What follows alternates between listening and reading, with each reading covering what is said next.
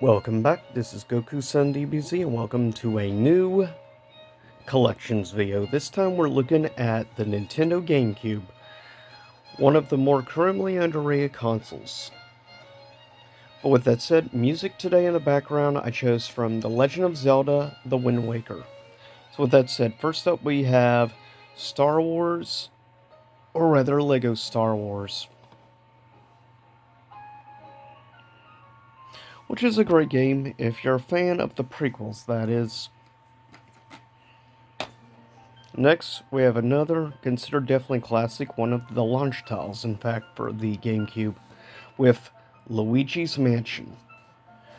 I'd say it's probably quite a few people's personal favorite GameCube game, would not surprise me one bit, as it definitely was very unique and different for the time when it was originally released.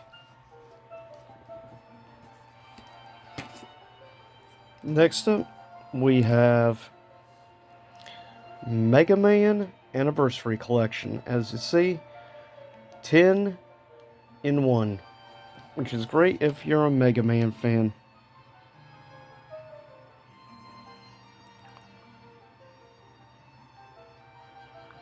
Which, as you see, even mentions like the games there, as well as artwork selection, the gallery it included, and other features. Which definitely is one of the things that make this collection pretty awesome to actually have. Next up, a pretty cool little double pack, which you got with PacMan versus with, of course, Pac-Man World 2, which is, of people that have played the World Series, this tends to be a lot of people's personal favorite of the World Series.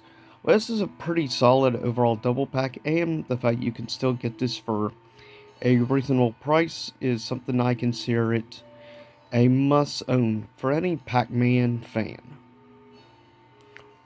or collector for the GameCube. It's definitely a pretty cool one to get.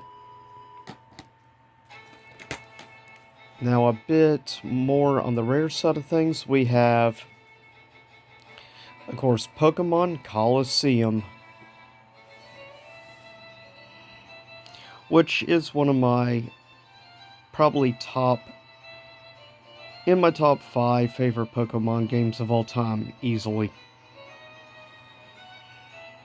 As this was the first ever fully a RPG style Pokemon game in 3D. So it was definitely very unique for its time, as up until then the only 3D you had was Stadium, and that was it. Next we have, of course, the very well-known direct sequel, which, of course, both these Pokemon games are going for a ridiculous sum nowadays. And it's definitely not worth it. Even though I love these games, they are not worth the asking price that they're going for nowadays. Next up, probably a less well-known game, as based on a not as well-known movie, though it actually had quite a few big names in it, as one of the side characters, like this character here, was actually voiced by Robin Williams. R.I.P.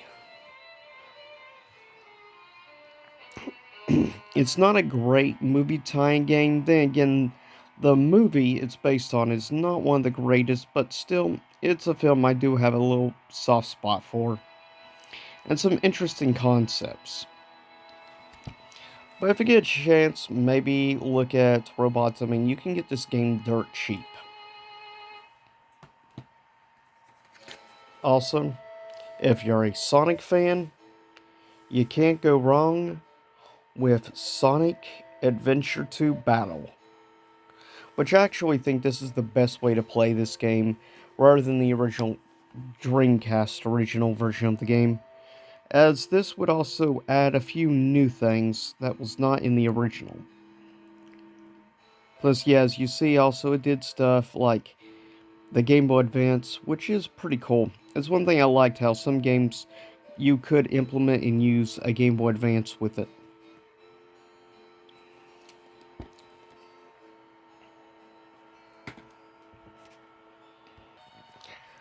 Next up, we have Sonic Gems Collection, which has specifically just a few selective main games, and then it says including 6 bonus games. With the bonuses, you got Sonic 2, Sonic Spinball, but keep in mind these were Game Gear games. But then the main ones you had Sonic R, Sonic Fighters, and Sonic CD. For me, this collection was mostly about having Sonic CD, as it is arguably one of the best classic Sonic games in my opinion. Sonic R is a very interesting experience, and the same thing can be said about Sonic Fighters. Very interesting game, not like any other Sonic games out there. Next up, we have Sonic Heroes, which was a pretty cool game where you played with a team of 3 characters.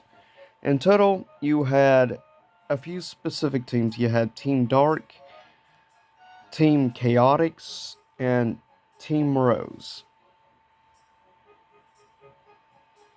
And of course, Team Sonic. So it's a really interesting game for what it was. And I do recommend actually giving this game a shot. It's probably one of, I think, the a bit more overlooked Sonic games of the time period, unfortunately. Also, if you like compilations, you can't go better than the Sonic Mega Collection, as it is a great classic. And you have solid games in this collection. You had Sonic 1, 2, 3, Sonic and Knuckles, Sonic 3D Blast, Sonic Spinballs, and of course Dr. Robotnik's Ming Bing Machine. And that is a heck of a collection. As long as, keep in mind, you're a big Sonic fan. That's the key. But even if you're not the biggest Sonic fan, the amount of quality games you get in this collection for the price it's on average going for, I think it's definitely very worth it in my view, but keep in mind it's come from a longtime Sonic fan. Next up, a game I can honestly say I have no nostalgia or anything for, but it's actually a solid, surprisingly good 3D platformer. Now, I myself never was a fan of SpongeBob, never will be, but even as somebody who is not a fan of the show or anything, I will say the game itself is actually pretty solid. It's actually a good platformer. So I have to give it credit for the fact I actually enjoy the platforming in the game quite a bit. Next up is a game I feel like gets maybe just a little too much hate. Uh, Even if it is weak compared to many other games in the series. And that being Spyro Enter the Dragonfly.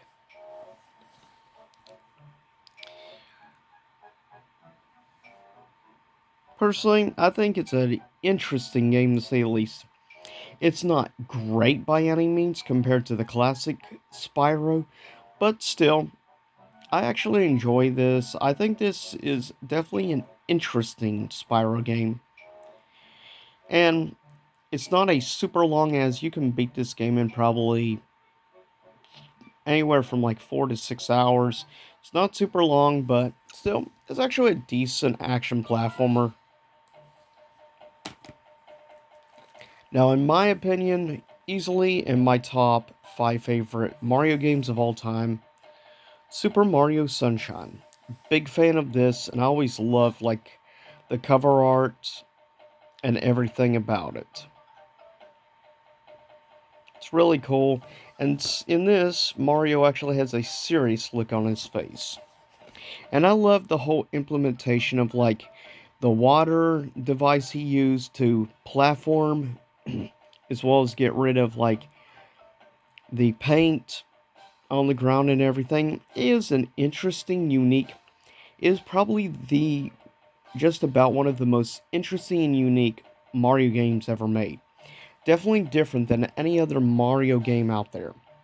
And I feel this game still gets somewhat overlooked, and it doesn't deserve the dislike it gets. Next was a pretty cool thing. If you got in advance, they would include in some bundles this pretty awesome collection. Well, and this is definitely an interesting one. If you're a fan of Ocarina of Time, this is pretty cool to have, as this also includes both Ocarina of Time and then the never before released The Legend of Zelda Ocarina of Time Master Quest, which is basically a much higher difficulty version, as there's no traditional difficulty settings. And I kind of like the redone coloration and stuff of the logo. I actually think it's kind of cool. But also it would include, as you see there, a sneak peek at other upcoming games at the time, like Metroid Prime, F-Zero, Wind Waker, 1080, snowboarding, and of course, Four Swords. Definitely one of the more interesting Zelda things I have. Also, a little bit different style Zelda game from many others is Four Swords Adventures, which could be up to 4-player, and you could use the Game Boy Advance, which is one of the things that made this game very unique.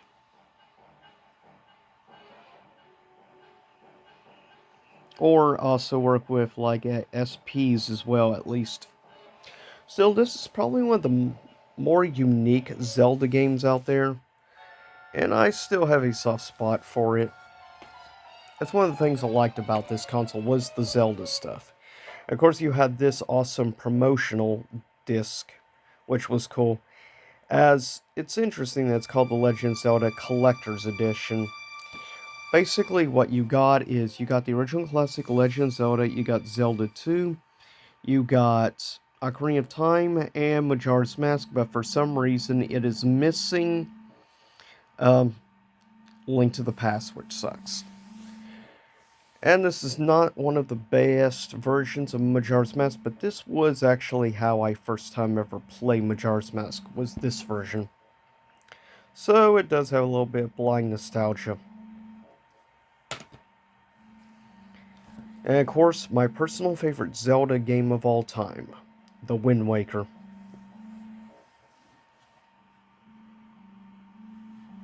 Which it still looks great to this day, and it has aged very well compared to many other Zelda games. And it has a lot to do with the cel-shade art style. That's the big thing for it.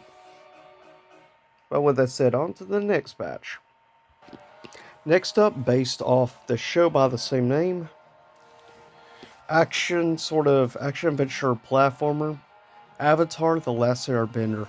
Not necessarily one of the greatest games out there, but if you are a fan of The Last Airbender, it's not a super bad game. It's not a great game either, just know.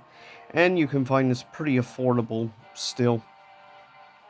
Many of your licensed games are not super expensive, because they're not exactly super highly regarded games.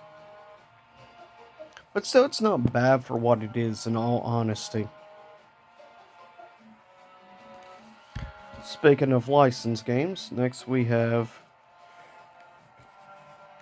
Harry Potter and the Gauntlet of Fire. Looks like he's about ready to do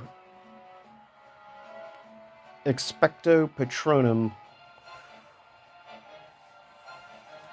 But yeah, it's not considered to be one of the best Harry Potter games. A lot of people consider actually the Chamber of Secrets to be one of the best Harry Potter video games, at least licensed games, that is.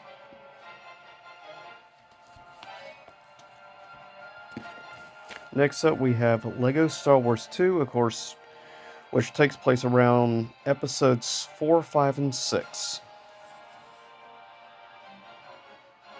Another one of the true all-time classics, at least of the earlier era Lego games, is definitely one that I appreciate the great humor and slapstick in it.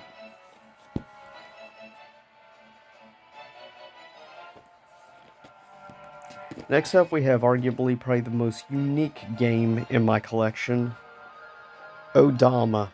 It is a very bizarre and weird game, and the artwork kinda at least helps you realize it is definitely not gonna be your traditional GameCube game. As you see, it also includes in the box a special like microphone you could hook up to your controller, because that's kind of one of the ways you use it. It's kind of like a pinball game, but you have to also control like armies and stuff by giving orders and things through the microphone. It is a really weird and bizarre. Actually has a pretty high difficulty curve, but if you're at all interested, check it out. It is starting to go up a bit in price, especially if you want to complete with the microphone. So just know that. But if you're wanting a very unique and not normal gaming experience, something definitely different, Odama is actually some maybe to check out. Next, of course, we have the Edgelord Hedgehog Shadow. Definitely an interesting game. It's definitely nothing like any traditional Sonic game, that is for sure. Of course, you have also aliens involved and everything. It is definitely interesting trying to give a backstory to this villain, though they try to start changing him into more of like a anti-hero. But also known for carrying like a giant gun, which is kind of weird, to be fair. It's definitely not your traditional Sonic style game. One of the other ones that have Batman Vengeance, which is interesting. Now, as you can see, character design is obviously more based on Batman the Animated Series, so more specifically, Season 5 of the show, with the redesign, obviously, of, like, Joker, as you see there, as well as Mr. Freeze and other characters.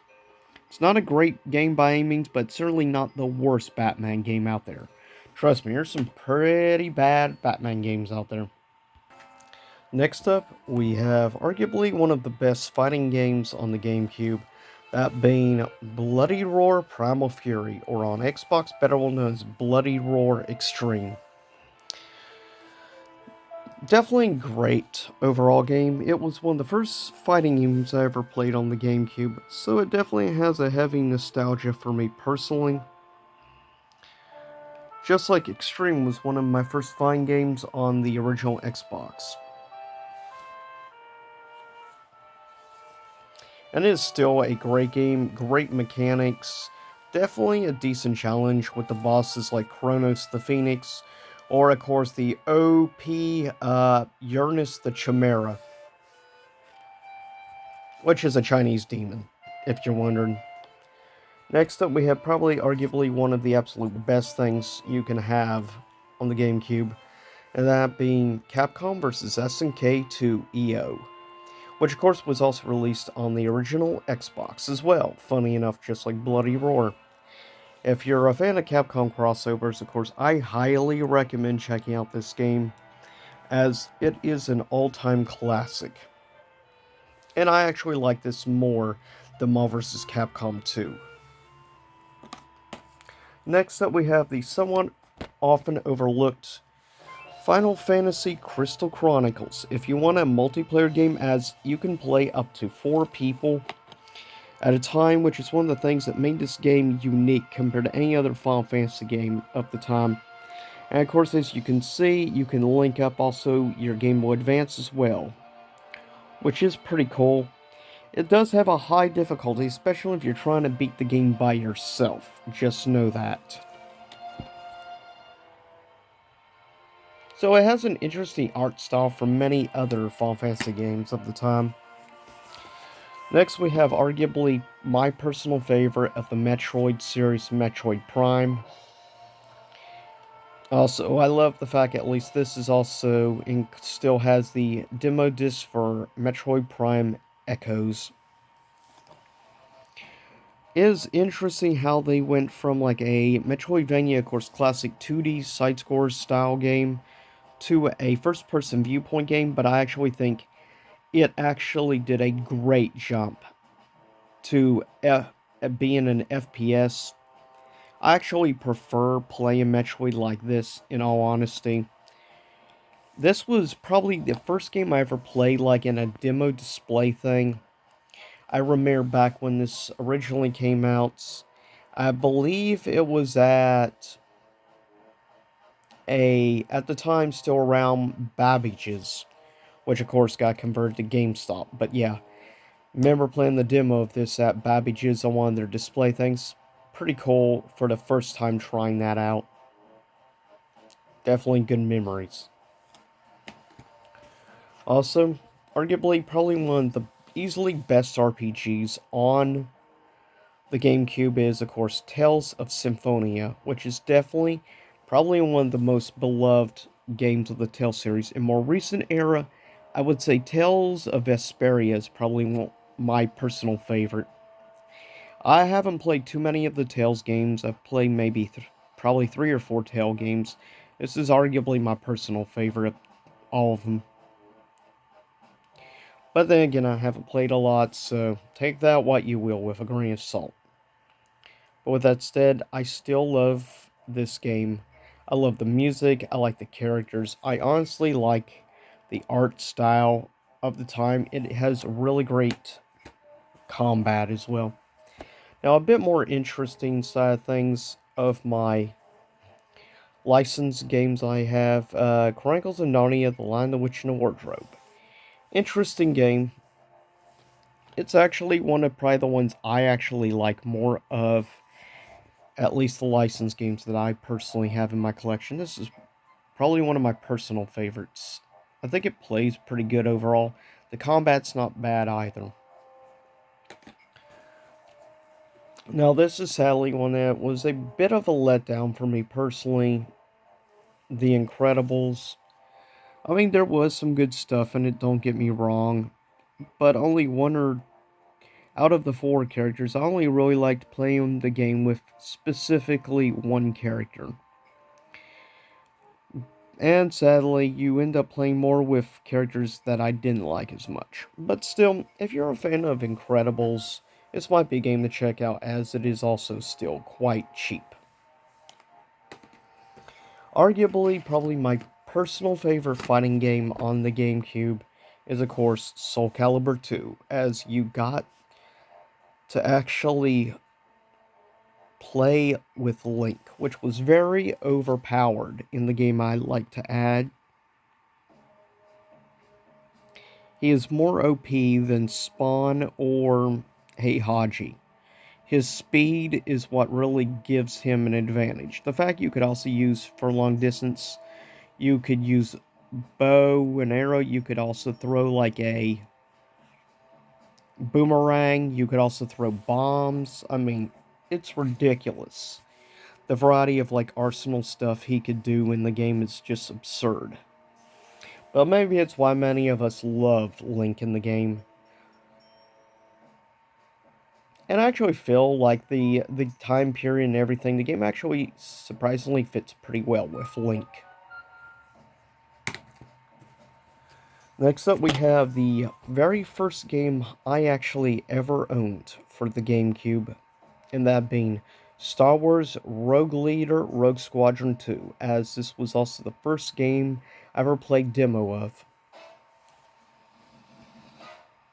And it has surprisingly aged very well, which amazes me. Though it doesn't really have, you don't really see much of interaction like face of characters and stuff. It's mostly just the spaceships and stuff, and I think that has proved to help itself age better overall. And the music, of course, is absurdly good. This is arguably, in my opinion, if you're wanting a Jetfire experience in Star Wars, this is probably the best, like, flying jet fighter game of the franchise. Just my personal, however, opinion on that. So, admittedly, I'm a little biased. Of course, the very beloved and well-liked, of course, in many people's opinions, the best of the Smash series.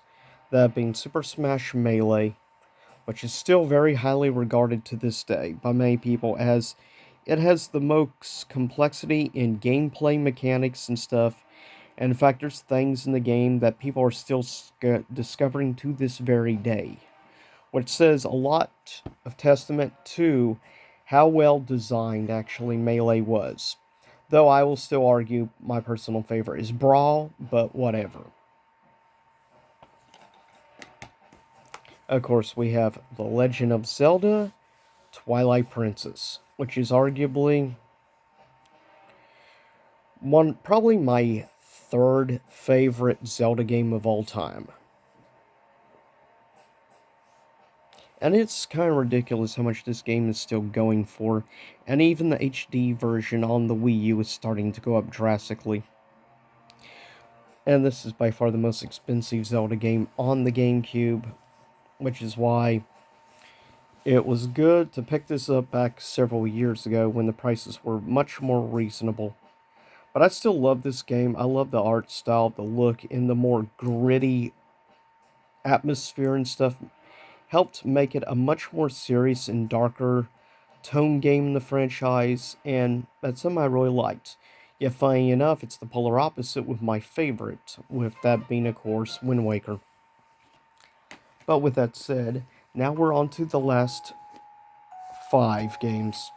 Of course, we have arguably the all-time cult classic that is Eternal Darkness Sanity's Requiem, which is a game I absolutely love. To this day, I find this game awesome. It's a great game, especially with the sanity meter and the fact you could choose different paths which would get you different endings. You had a total of like 3 different paths you could go. And it was great how the sanity meter would mess with you, like making think your volume was going up and down your TV or your TV was turning off or something. It was great. It was revolutionary for the time, and the fact it was also very heavily inspired by H.P. Lovecraft work is great as well. Next we have, I argue, probably the most underrated Resident Evil game in my opinion. Yes, it's got a high difficulty curve, but that's about it. I still love Resident Evil 0 for what it is. And I will continue defending this game, probably for many years to come, and state that this is easily in my top 10 favorite Resident Evil games of all time. It is even in my top 10 favorite GameCube games of all time. Next up, we have arguably probably a contender for being the best Resident Evil game of all time. Even if it's not my personal favorite, I can tell you this is very high up there as one of my favorite Resident Evil games of all time. Resident Evil Remake on the GameCube is amazing, and the difficulty you had dealing with things like Crimson Heads added a new level of difficulty. The amount of like detail in the world and stuff, as keep in mind this was GameCube, and the graphics and stuff, the game still looks amazing to this day. Just do like a little HD upgrade to the visuals and you're good. Like, this game is how you do a true great remake. This is, I feel, the pinnacle of really the perfect balance of gameplay in horror. If you are going to play Resident Evil 1, I will argue this is probably the best way to play. Now, if you're truly curious in playing the original on like PS1 stuff, go right ahead. Just know this is a way better experience overall. And creepier, I will even argue. Of course, you have the briefly timed exclusive Resident Evil 4, which is now can say this game has gone down history because it became a benchmark for most horror games moving forward, though it was definitely more action-oriented than truly terrifying. But it did have those moments of dread throughout the game. And you definitely had some good challenges, like dealing with characters like Krauser and others. But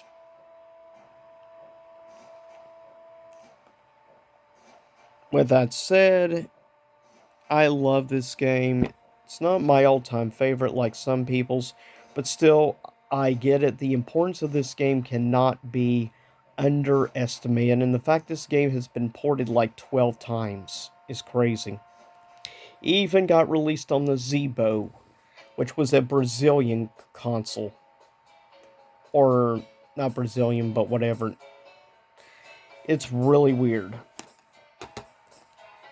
Last but not least, Geist, which I argue is one of the most underrated games of the time period.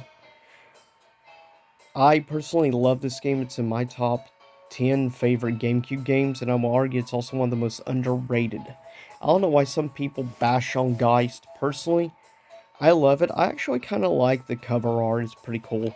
And the whole concept and gameplay of Geist is very unique and different from really any other horror atmospheric games of the time period. But with that said, this is it for this edition of Collections, and that is what I have so far for the Nintendo GameCube. So leave a comment below and let me know what are some of your personal favorites. But with that said, I'll see y'all next time, same YouTube channel, and the next one of these is going to be PS2 edition, so stay tuned for that.